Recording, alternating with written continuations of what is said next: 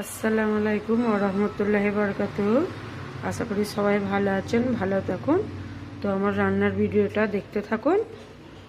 তো কড়া গরম হয়ে গেছে, কড়াতে সরষের তেল দিয়ে দিচ্ছি।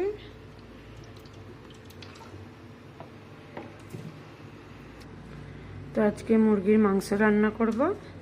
তেল গরম হয়ে গেছে, আলুগুলো নুন হলুদ দিয়ে মাখিয়ে রেখেছিলাম, তেলে দিয়ে দিচ্ছি। এটা ভেজে নেব। আলুগুলো ভাজা হয়ে গেছে, তুলে নেব। তো মুরগির মাংসটায় নুন হলুদ মাখিয়ে রেখে দিয়েছিলাম, এক এক করে ভেজে নিচ্ছি।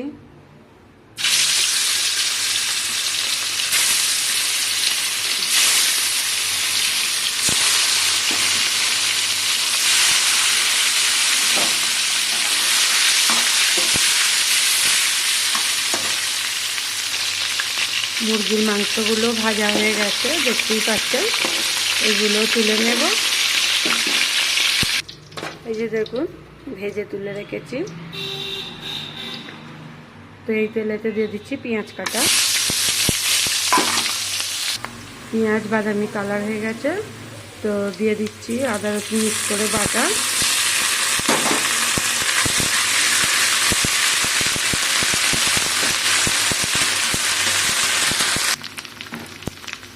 তো আমি অল্প করে পানি দিয়ে দিচ্ছি।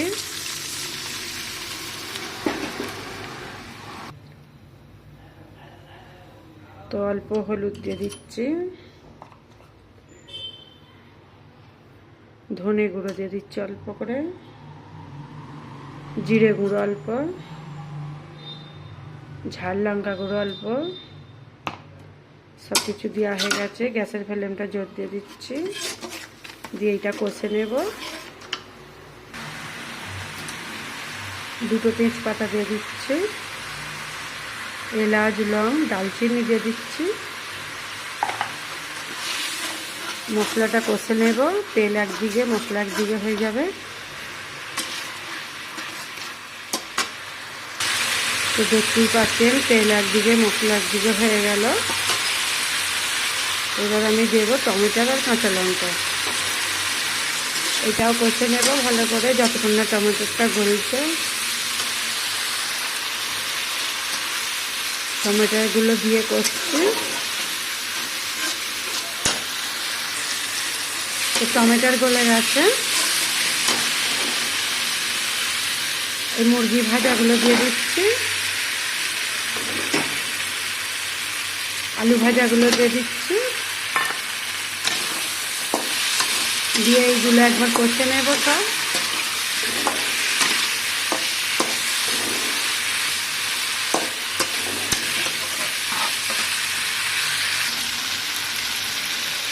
কষা হয়ে গেছে, পানি দিয়ে দিচ্ছে,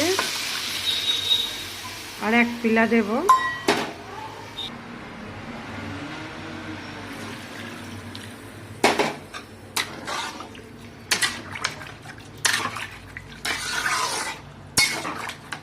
হালকা পাতলা ঝোল করেছি, বেশি মশলা দিইনি।